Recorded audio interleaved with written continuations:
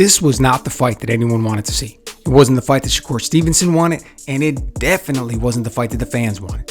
They started booing around the third round, man, and they kept it up all the way through the post-fight interviews. Now, you had a few stats here that jumped off the page, and none of them are good.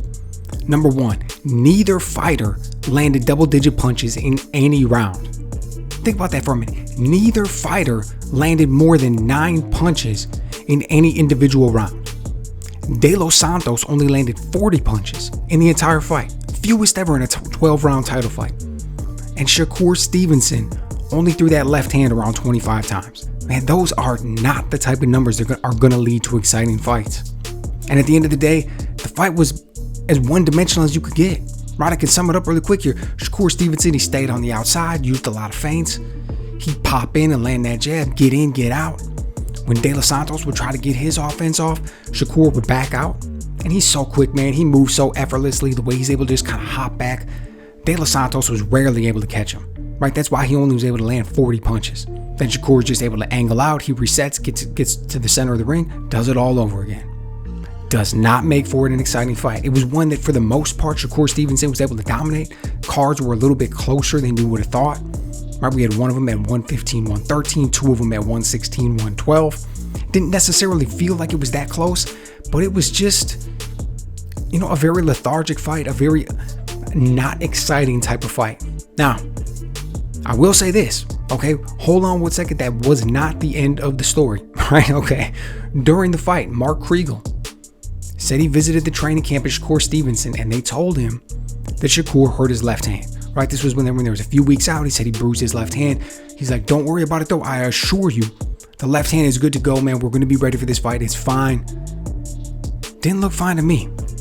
Right, the way he was in there performing, based off of what we know, all the evidence we have, didn't seem like that left hand looked good to me. Then all of a sudden in the post-fight interview, Shakur mentions, hey, I didn't feel good for this one. I need to take a little bit of time off. I've been spending too much time in the gym. That's how injuries happen. Right? It's almost like he's dropping the bombshell based off of the fight that we saw, what Mark Kriegel said. Then he comes over here and basically seems to confirm it in the post-fight interview. And then think about this for a second. If all of that is true and that's exactly what happened, this man went out there and he found a way to fight off a very good fighter with one hand. Went out there and won a 12-round title fight with one hand. Basically, he threw about 25 times, but for all intents and purposes, that was a one-handed fight. Think about how much that's going to change your game plan, offensively, defensively. Think about how much it's going to limit what you can do as far as your counterpunching, your combinations. Think about all that stuff. And then you're fighting a top-level guy, and you're going out there, and you're still able to come out with the victory. Man, it just goes to show how good of a fighter Shakur Stevenson is, right? Just how much of a top-level talent he has. But here's the thing. His problem's never been talent.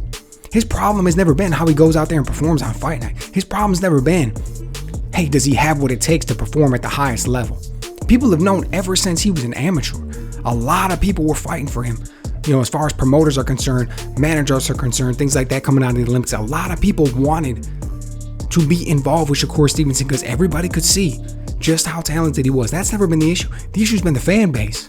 The issue's been how many tickets he could sell. The issue has been, if we put him in a pay-per-view, how much is he going to draw?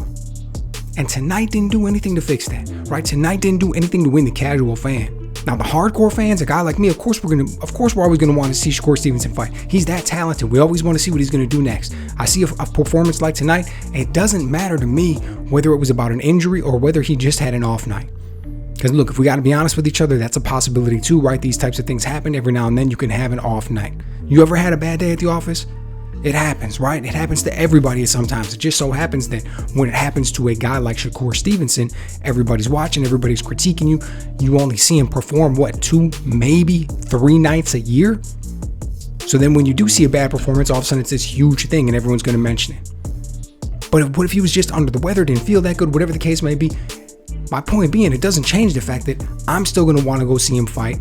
I'm going to want to see what he does next. Maybe even more so. Maybe I see him put on a performance like this, and now the next time going in, I'm thinking, what is this man going to do to redeem himself? Because in the eyes of the fans, in the eyes of the crowd, whatever the case may be, they weren't happy. He wants to go out there and put all that to bed, put all that in the past, put on a huge performance. We saw him in the locker room after the fight. He clearly was not happy with himself. He was very, disappointed in things. He realizes what that meant. He realizes who was watching. Now he's got Devin Haney jumping on X or Twitter or whatever and talking bad to him, running his mouth, calling him a bum. I mean, that kind of thing happens when you put on a performance like that, though, right? I mean, these guys are peers. That's the type of thing that they're going to do. And Shakur Stevenson understands all that. So believe me, he is going to be incredibly motivated coming out for this next fight. And I'm not any different than anybody else in the sense that I want to see him perform against the best guys out there. I want to see him fight any of the biggest names that you can mention around that weight class. Gervonta Davis, Devin Haney, whoever Lomachenko, Ryan Garcia, whatever the case may be, wherever you want to see him. If you're talking the biggest guys that you can imagine at 135 or 140, I want to see him in there with all of them. He's that talented. He's that good. But if he's incredibly talented and he doesn't bring money to the table, it's why we haven't seen these big name fights yet. It's why we're not seeing anybody who's really big motivated to get in there with him. It's likely the reason why we saw a fight with Frank Martin fall apart. All of a sudden the fight just magically disappears and we see him step in there with somebody else. So look, at the end of the day, these things happen sometimes, right? It's just the way that it goes. It doesn't change the fact that I'm still a huge Shakur Stevenson fan and I want to see him step in there against the top level talent. I imagine most people still do, but let me know what you guys think. I mean, how bad do you think this performance was? Do you really think it was about an injury? Are you completely turned off by it? Are you just as excited to see what he brings next? And do you think this is going to put him closer or further away from the big fights that he wants to get? Let me know what you guys think.